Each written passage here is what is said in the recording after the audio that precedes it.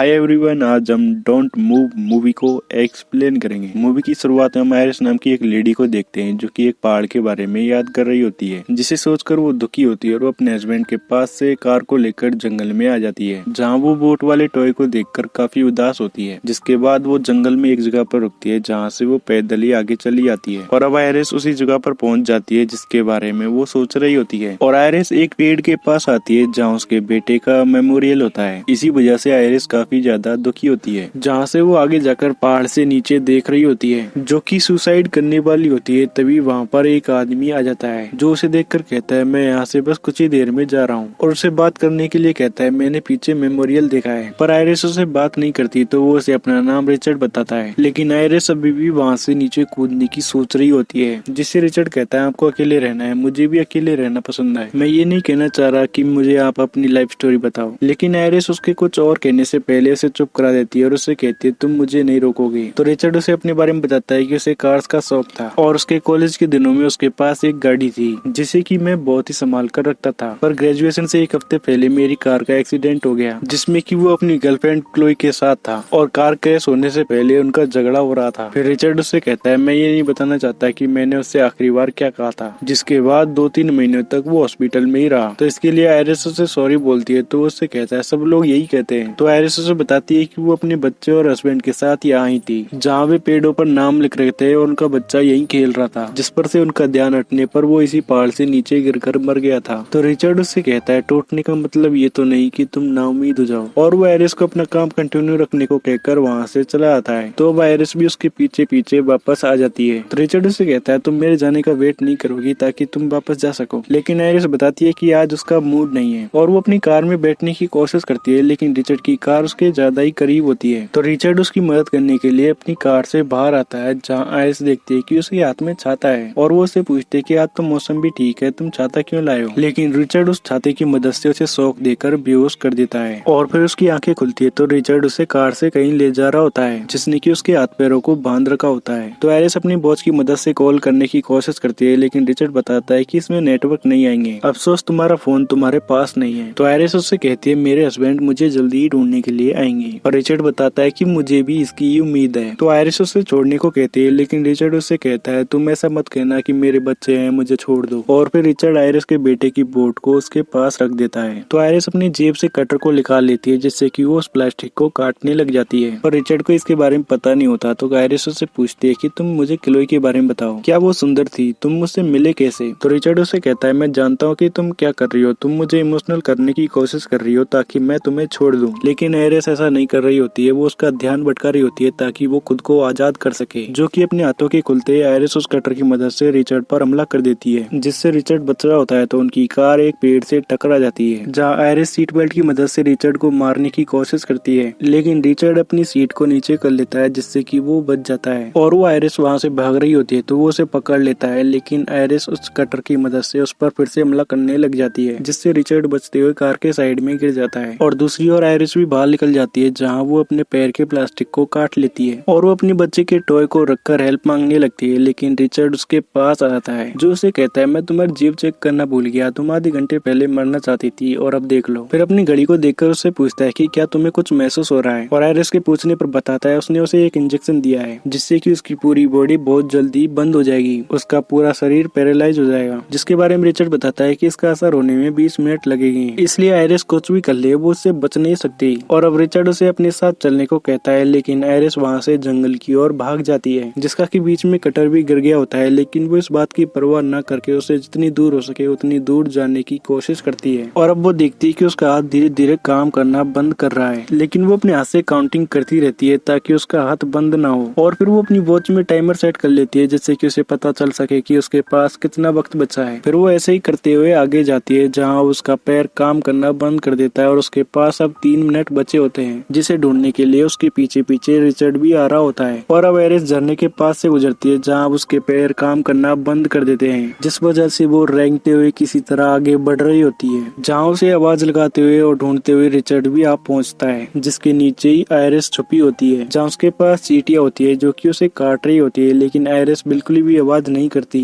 और अब रिचर्ड को भी लगता है कि वो यहाँ पर नहीं है तो वो वहाँ से जाने लगता है, जहाँ आयरिस उन चींटियों से परेशान होकर आवाज कर देती है, जिसे कि अब रिचर्ड भी देख लेता है, लेकिन वो आयरिस को पकड़ता है उससे पहले आयरिस पानी में चली आती है। तो रिचर्ड उसे कहता है तुम तैर नहीं पाओगी, और इससे उसे और भी गुस्सा आता है कि वो उसके हाथ से बच निकली। फिर आयरिस उस पानी के जरिए बहते हुए जाती है जहाँ पर पानी आगे नीचे गिर रहा होता है, लेकिन उसकी किस्मत अच्छी होती है कि वो उससे किसी तरह बच जाती है। जिसके बाद वो बहते हुए आगे जाती है तो वो एक पेड़ को पकड़ लेती है और किनारे पर आ जाती है। लेकिन अब उसका वक्त भी लगभग पूरा हो चुका होता है, जिससे कि उसका शरीर काम करना बंद कर देता है और अब उसे सांस लेने में भी प्रॉब्लम आ रही होती है। जहाँ उसका टाइमर पूरा हो जाता है, जिससे कि उसकी वॉच आवाज करने लग जाती है, जिससे लगता है कि रिचर्ड उसे पकड़ लेगा। और अब आयरिस अपने सामने देख पा रही होती है जहाँ उसके पास कोई मशीन लेकर आता है जो कि आयरिस के ऊपर ही चढ़ाने वाला होता है, लेकिन वो रुक जाता है और वो एक ओल्ड मैन होता है जो कि आयरिस को देखता है, जिससे वो पूछता है कि क्या तुम मुझे सुन रही हो, तुम यहाँ पर कैसे आई। लेकिन आयरिस तो बोल नहीं पाती, जिससे कि वो काफी परेशान होता है। लेकिन जब वो ओल्ड मैन उसे सीधा करता है तो वो देखता है कि आयरिस उसे देख पा रही है और वो अपनी आंखें भी ब्लिंक कर पा रही होती है, जिससे कि वो पूछता है कि क्या तुम मुझे सुन सकती हो, जिसके लिए आयरिस उसे हाँ में जवाब देती है। और जब वो पूछता है कि क्या वो हिल सकती है तो वो बताती है कि वो यहाँ से नहीं हिल सकती। फिर ओल्ड मैन उसे बताता है कि मैं तुम्हें अपने गले चलता हूँ, फिर हम पुलिस को बुलाएंगे, जिसके लिए आयरिस भी आकर देती है। और फिर वो ओल्ड मैन एक ठेले की मदद से उसे अंदर ले आता है, जहाँ वो आयरिस से कहता है एक बात तो साफ है कि तुम्हारे साथ कुछ गलत जरूर हुआ है। तभी उस आदमी के दरवाजे पर कोई आता है, जिसके लिए आयरिस जोर जोर से पलके झपकाना शुरू कर देती है, जिसे कि वो ओल्ड मैन भी नोटिस कर लेता है और वो इसे समझ जाता है। और फिर वो दरवाजा खोलता है तो वो रिचर्ड ही होता है जो कि आयरिस को ढूंढने के लिए यहाँ आया होता है, जो उस ओल्ड मैन को बताता है कि उनका कार एक्सीडेंट हो गया, उसकी वाइफ कहीं चली गई। जिसके लिए वो ओल्ड मैन दरवाजा बंद करके कॉल करने लगता है, लेकिन रिचर्ड उसके पीछे ही आ जाता है। और वो ओल्ड मैन उसे देख लेता है और उसे कहता है मैंने तुमसे बाहर रहने के लिए कहा था ना। पर रिचर्ड इस बात पर भी बहाना बना लेता है कि उसे कुछ ठीक नहीं लग रहा और वो उस ठेली को भी देखता है, लेकिन उसमें आयरिस नहीं होती। तो रिचर्ड वहीं पर बैठ जाता है, जिससे ओल्ड मैन कहता है मैं तुम्हारी मदद करूंगा, लेकिन अपने तरीके से। मैं तुम्हारी मदद तभी करूंगा जब तुम घर के बाहर रहोगे। तो रिचर्ड उससे कहता है आप अपना फोन देंगे, मेरा पता नहीं जाने कहाँ पर रह गया। तो ओल्ड मैन उसे बाहर चलने को कहता है और उसे बताता है कि मैं पुलिस को कॉल कर रहा हूँ कि मेरे घर में कोई जबरदस्ती घुस आया है। लेकिन रिचर्ड वहाँ पर ऐसे ही रोना शुरू कर देता है, जिससे कि वो ओल्ड मैन इमोशनल हो जाता है और वो ओल्ड मैन को अपना नाम एंड्रयू बताता है। फिर वो उससे कहता है उसकी वाइफ और उसके बीच में अक्सर झगड़े होते रहते हैं और वो उसे अपनी वाइफ का नाम क्लोई बताता है। वे दोनों कार से कहीं जा रहे थे, जिस बीच उनके बीच झगड़ा हो गया, जिससे कि उनकी कार का एक्सीडेंट हो गया और वो वहाँ से झगड़ा कर कर चली गई। और उसे मेडिकल प्रॉब्लम भी है, उसे दौरे आते रहते हैं, जिससे उसका शरीर सुन पड़ जाता है। इन सब बातों को पीछे से आयरिस भी सुन रही होती है, क्योंकि वो बेड के पीछे ही होती है। जहाँ रिचर्ड उस ओल्ड मैन से पूछता है कि क्या आपकी लाइफ में भी कोई है, तो ओल्ड मैन उसे बताता है कि उसकी वाइफ को हार्ट अटैक आया था। और वो कहता है वो मुझसे झगड़ा करती थी क्योंकि मैं हमेशा बॉक्सिंग में लगा रहता था और मैं मेरा सारा गुस्सा वहीं उतारता था। जहाँ वो ओल्ड मैन उसे आयरिस के बारे में बताने के लिए मान ही गया होता है, लेकिन तभी रिचर्ड की जेब में रखे हुए फोन में कॉल आ जाती है, जिससे अब उस ओल्ड मैन को भी पता लग जाता है कि ये उसका हस्बैंड नहीं हो सकता, शायद ये उस लड़की के लिए खतरा हो। और वो रिचर्ड को बताने से भी मना कर देता है कि उसे कुछ नहीं पता। पर अब रिचर्ड भी समझ जाता है कि इस ओल्ड मैन ने उसकी जरूर मदद करी है, इसलिए वो उससे पूछने लग जाता है कि वो कहाँ पर है। लेकिन ओल्ड मैन उसे गलत बताता है कि वो शेड में है, जिसे कि आयरिस भी देख रही होती है। और रिचर्ड वहाँ उस आदमी को अपने साथ चलने की कहता है और रिचर्ड उससे फोन लेने के लिए आता है, तो वो उसे अलमारी की ओर धकेल देता है। जिसके बाद वो पुलिस को कॉल करके बता देता है कि एक आदमी उसके घर में घुस आया है जो कि उसे मारने की कोशिश कर रहा है। जहाँ रिचर्ड उस ओल्ड मैन को मारने की कोशिश करता है, लेकिन वो ओल्ड मैन उसे ही काफी बुरी तरह से मारता है, जिससे कि रिचर्ड को भी पता लग जाता है कि वो इस ओल्ड मैन से नहीं जीत पाएगा। तो वो अपना दूसरा हथियार यूज करता है इमोशनल करने का, और वो उसे कहता है तुम्हारी वाइफ तुम्हें ऐसे देखती तो वो बहुत ही गुस्सा होती है। इसी बीच वो ओल्ड मैन से बातें करते हुए एक चाकू ले लेता है। जहाँ वो ओल्ड मैन गुस्से में उसे मारने के लिए आता है, तो वो उसके पैर में चाकू मार देता है और फिर वो उस ओल्ड मैन को नीचे गिराकर उसे बुरी तरह से मार देता है। जहाँ ये सब होता हुआ आयरिस भी देख रही होती है, लेकिन वो इसमें कुछ नहीं कर पाती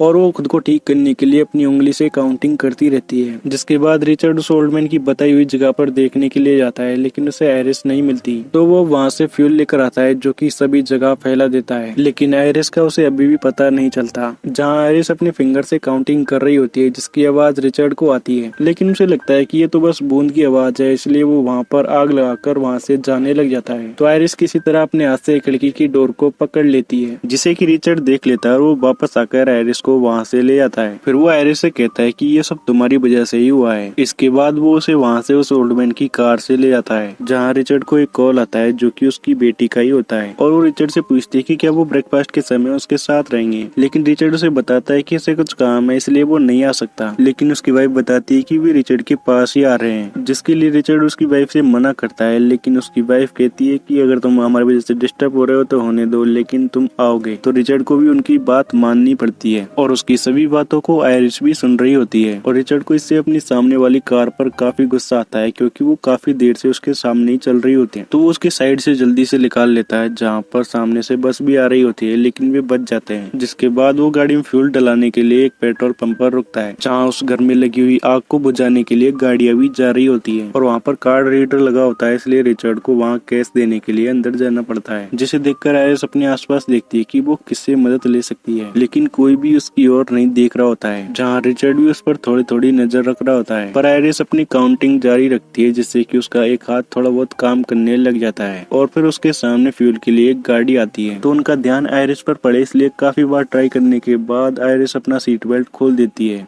जिससे उस कार का एक बच्चा आयरिस की ओर ही देखने लगता है। तो आयरिस को उसे देखकर अपने बेटे की याद आती है कि वो कैसे उसे रखा करती थी, जिससे आयरिस मदद मांगने की करती है, लेकिन उस बच्चे की मॉम वहाँ आ जाती है। तो अब रिचर्ड का ध्यान भी उनकी ओर पड़ चुका होता है, जो कि वापस आ जाता है। जहाँ वो लेडी आयरिस को देखती है तो उसे भी लगता है कि इसमें कुछ न कुछ गड़बड़ है, लेकिन इस वक्त वो वहाँ से अपने बेटे को लेकर वापस चली जाती है। और अब रिचर्ड आकर उसे वहाँ से कार से ले आता है, लेकिन उस लेडी को कुछ गड़बड़ लग रही थी, इसलिए उसने पुलिस को कॉल कर दिया होता है, जिसका रिचर्ड को पता नहीं होता। और वो वापस अपनी एक्सीडेंट की जगह पर कार को लेकर आ जाता है, जो कि लंगर की मदद से यहाँ से अपनी कार को ले जाने वाला होता है। और वो आयरिस के लिए कई सारे प्लास्टिक और एक इंजेक्शन भी वापस ले आता है, जिन्हें कि वो अपनी शर्ट से कवर करके रख देता है। पर आयरिस भी अब धीरे धीरे अपने हाथ से काउंटिंग करती रहती है, जहाँ आयरिस देखती है कि उनके पीछे एक पुलिस की गाड़ी आ जाती है, जिसमें से वो ऑफिसर निकलकर आयरिस की ओर देखने लगता है, लेकिन रिचर्ड उसे बात करने लग जाता है। तो वो ऑफिसर बताता है कि उसे कॉल आया था इस कार को फॉलो करने का, और वो आयरिस से बात करने की कहता है, लेकिन रिचर्ड उसे बताता है कि उसे अभी दौरा आया हुआ है। जिससे वो ऑफिसर पूछता है कि ये कार का एक्सीडेंट कैसे हुआ, तो रिचर्ड उसे बताता है कि इस कार को उसकी वाइफ चला रही थी, जो कि अपने दोस्त की कार से इसे वापस लेने के लिए आया है। तो वो ऑफिसर उससे आईडी मांगता है, जो कि एक्सपायर हो चुकी होती है, लेकिन रिचर्ड, जो कि उसे एंड्रयू नाम बताया होता है, वो बताता है कि शायद उनका ध्यान नहीं रहा होगा, इसलिए एक्सपायर हो गई होगी। तो वो ऑफिसर इस सब के बारे में उससे पूछताछ करने लग जाता है, जहाँ वो ऑफिसर उससे पूछता है कि अगर तुम कार में नहीं थी तो तुम्हारे चेहरे पर क्या हुआ, जिसका कि रिचर्ड ठीक से जवाब नहीं दे पाता। और अब आयरिस भी उत्साही दिखाते हुए विंडो को नीचे करने की कोशिश कर रही होती है, और वो काफी नीचे तक विंडो को कर लेती है। तो उस ऑफिसर की नजर उस पर पड़ जाती है, तो ऑफिसर उसके पास चला जाता है और रिचर्ड से पूछता है कि ये कब से नशे में है, जिसको कि रिचर्ड 10 महीने बताता है, लेकिन अब उस ऑफिसर को उस पर शक होने लग जाता है। तो अब वो उसे सब कुछ सच बताने को कहता है, लेकिन रिचर्ड उसे फिर से इमोशनल करने लग जाता है, जहाँ वो उसे बताता है कि उसकी वाइफ ने उसे छोड़ दिया है, जैसे कि वो वापस पाने की कोशिश कर रहा है, और अब वो किसी तरह अपने बीच के रिश्ते को ठीक करना चाहता है, जिससे कि वो ऑफिसर इमोशनल हो जाता है। लेकिन आयरिस जोरों से सांसें लेने लगती है, तो उसे भी कुछ गड़बड़ी लगती है, और अब वो रिचर्ड को भी दूर ही रहने को कहता है, जहाँ वो ऑफिसर शर्ट को हटाकर प्लास्टिक और इंजेक्शन को देख लेता है। और अब आयरिस भी किसी तरह उसे मदद के लिए बोल देती है, लेकिन वो ऑफिसर कुछ कर पाता है इससे पहले रिचर्ड उस पर लंगर से हमला कर देता है, और वो उस ऑफिसर को बहुत ही बुरी तरीके से मार देता है। तो आयरिस की भी ये उम्मीद भी चली गई होती है, जिससे कि वो काफी उदास हो जाती है, जहाँ रिचर्ड उस ऑफिसर को उसकी कार में रखकर उसकी कार को जला देता है, और वो जा रहा होता है। तो आयरिस उससे कहती है, कल तो तुम्हारे लिए बड़ा दिन है, फैमिली टाइम, जिससे कि रिचर्ड गुस्सा हो रहा होता है और उसे चुप रहने को कहता है। तो आयरिस उससे कहती है, तुम तो 2 महीने तक बेड पर पड़े रहे, जब तुम्हारी कार क्रैश हुई थी उसी वक्त ही तुम्हारा दिमाग खराब हुआ था। तो रिचर्ड कार को रोक कर कहता है, मेरा दिमाग खराब नहीं हुआ था, मुझे होश आ गया था जब तक मैंने एक्सीडेंट के बाद वाले पल नहीं जिए। जब मैंने एक्सीडेंट के वक्त उसे आखिरी सांसें लेते हुए देखा, तब जाके मुझे जिंदगी का एहसास हुआ, और वही पल मैंने बार बार बेड पे लेटे हुए देखा, जहाँ मैं लेटे हुए सोचता रहा क्या मैंने भगवान को महसूस किया, तो मैंने उस वक्त किया था, और वो गॉड में ही था। तो आयरिस उससे पूछती है कि जब वो आखिरी सांसें ले रही थी तब तुमने उससे क्या कहा। मुझे पता है तुमने उससे कहा था, लेकिन तुमने एक्सीडेंट से पहले नहीं बल्कि उससे बाद में कहा था। तो रिचर्ड बताता है कि जब वो मर रही थी तो रिचर्ड ने उसे थैंक यू कहा था। तो आयरिस उससे कहती है, तुम अपनी फैमिली से प्यार करते हो, तुम अपनी बेटी से, तुम ये अच्छे से जानते हो कि ये तुम हमेशा नहीं कर सकते, जिसे कि रिचर्ड चुप होने को बोल रहा होता है। लेकिन आयरिस उससे कहती है, मैं जानती हूँ बच्चा खोने का दर्द क्या होता है, तुम मत खो देना। और उसे उसी की बात कहती है, टूटने का मतलब ये नहीं होता कि उम्मीद ही खो दो, जिससे रिचर्ड कहता है, मैं टूटा नहीं हूँ, और वो उसे वहाँ से दूसरी जगह पर ले जाता है, जहाँ वो उसे पानी के अंदर ले जाने वाला होता है। तो आयरिस उसे इंजेक्शन लगा देती है, लेकिन वो उसे इंजेक्ट नहीं कर पाती, क्योंकि उसके हाथ अभी भी ठीक से काम नहीं कर रहे होते हैं। लेकिन रिचर्ड उस इंजेक्शन को निकाल कर उसकी दवा को भी निकाल देता है। तो आयरिस उससे पूछती है, अगर मुझे मरना ही है तो तुमने मुझे रोका क्यों था। लेकिन रिचर्ड उसे कहता है, मैंने तुम्हें नहीं रोका,